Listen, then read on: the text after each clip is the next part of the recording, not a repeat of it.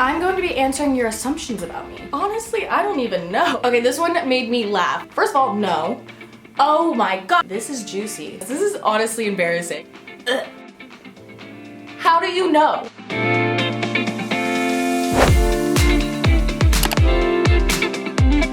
Hey guys, it's Amanda. Welcome back to my YouTube channel. So today we have a very exciting video. I'm going to be answering your assumptions about me.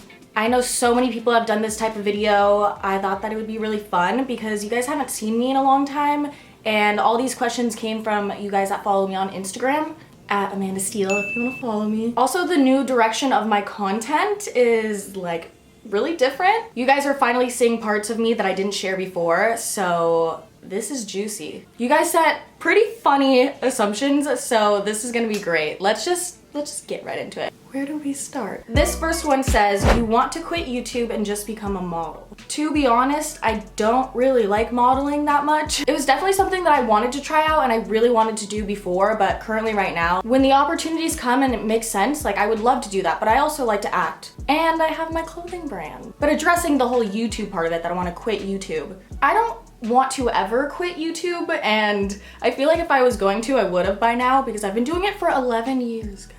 Hey guys, hey guys, hey guys, hey guys, hey guys, hey guys, it's Amanda. 11 years. The way YouTube is and people on YouTube, the culture of it has changed so much since I was the Makeup by Mandy 24 that you guys remember. But I love YouTube. I love watching YouTube videos and I spend a lot of time on it. I more so struggle with the direction of my channel, but I will always be here, I think, because you guys make me feel accepted. YouTube is the only place I feel like I've ever actually belonged. So YouTube is here in my heart forever. So the next one is, you thought you were a relationship person but recently started to thrive being single. Honestly, I don't even know. I don't really have an answer to this one. I'm still figuring it out. I definitely was a relationship person. I feel like I still am a relationship person. That's me. If you've been watching my YouTube channel for a long time, you know this about me. Whenever I am single, I do feel like I am thriving, but then I kind of like go on a come down and I miss having a person, having my person. So it's a yes and no answer. I'm still trying to figure this one out. I'm not sure if I'm capable of having one right now. Okay, this one made me laugh. This is you DGAF about the reality show you did. Oh my god, this is the farthest thing from true. You guys don't even understand. If you're new here, I'll explain it to you. So when I was 15 turning 16, I had this reality show docu-series called The Social Life.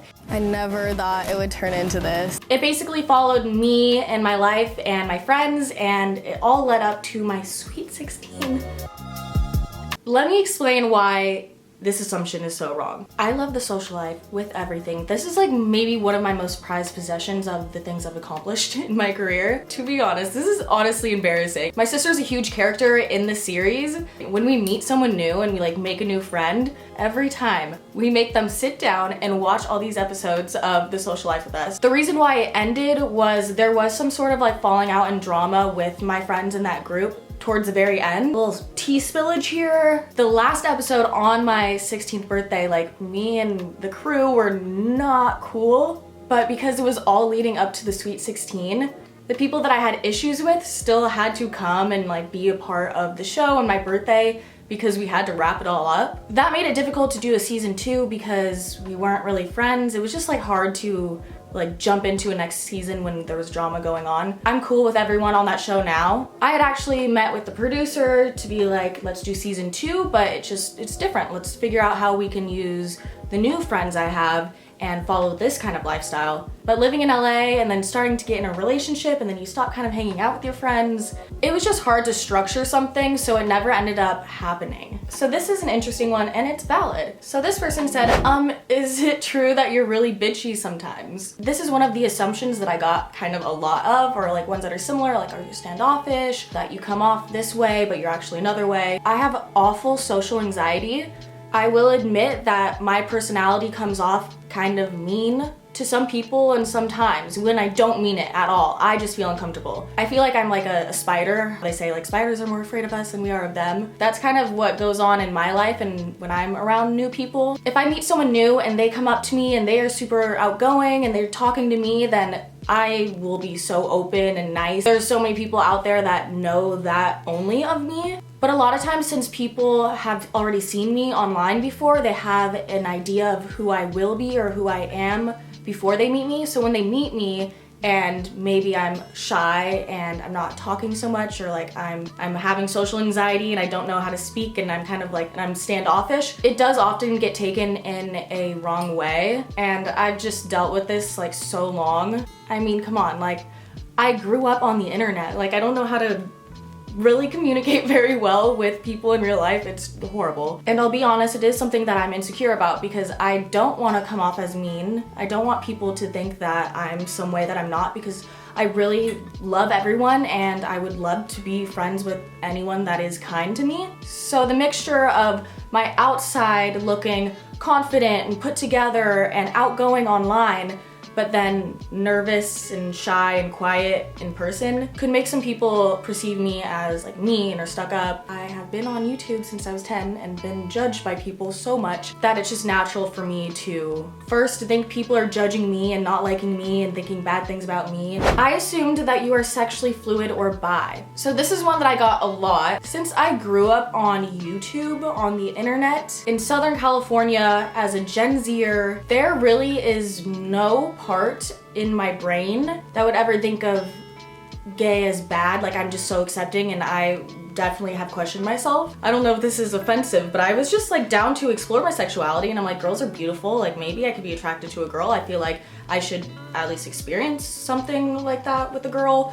one time to see how it is, because I'm open and I'm down. But when it really came down to it, it just wasn't really it for me. I am ridiculously obsessed with men. It is like I can sit here right now and tell you like no one's 100% straight, no one's 100% gay. You know, obviously I fall somewhere on that spectrum, but I think like now I kind of like figured it out. I was like, okay, this is not me. But also I have to say, and I've said this before on my channel in a different Q&A, who knows what happens? Like right now I love men.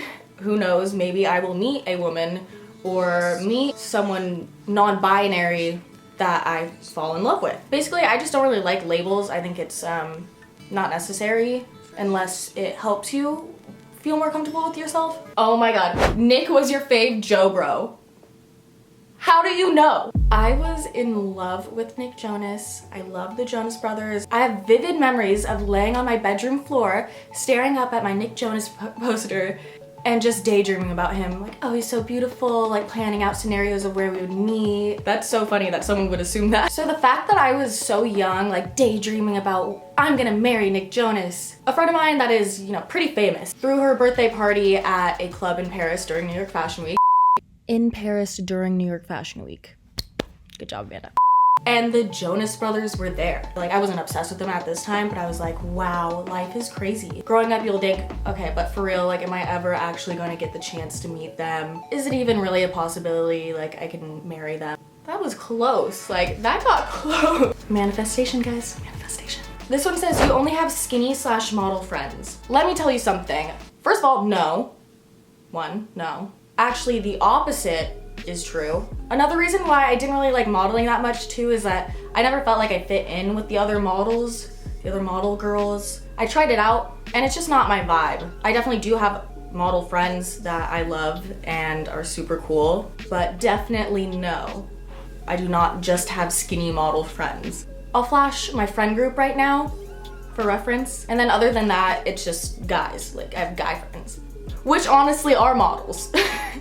All right. This assumption says you don't smoke weed. And there was a bunch of other ones too that were like, you're low-key a stoner. I know weed isn't legal everywhere, but it is legal recreationally in California, which means if you're 21 years old, which I am, you can legally just go into a dispensary and buy weed and smoke weed and you're chill. And to be honest, before I was 21, I got a med card, which means you get basically prescribed weed.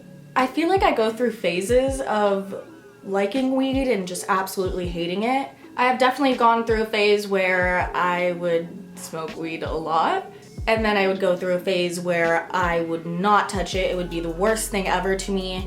Like, not judging anyone, obviously, but it just was not something I wanted to do. It made me paranoid, it made me insecure, it made me awkward. So where I'm at right now is that I basically just will take edibles. I don't really smoke weed. I like edibles to help me sleep. So that's basically now the only time I really partake in that, is just taking a little gummy edible a little bit before bed, enjoy my show a little bit more, make me sleepy. You're not the type to go back to an ex. Oh no. Oh no, no, no, no, no.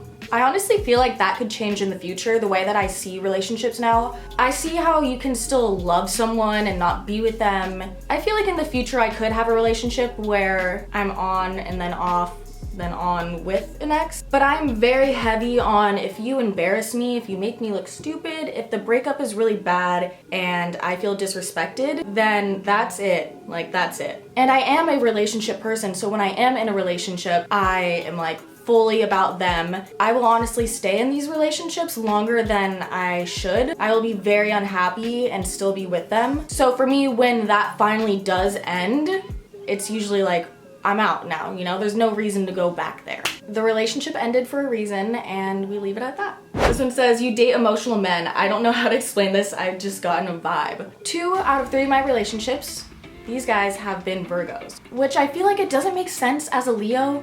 You know, like, why am I so attracted to them?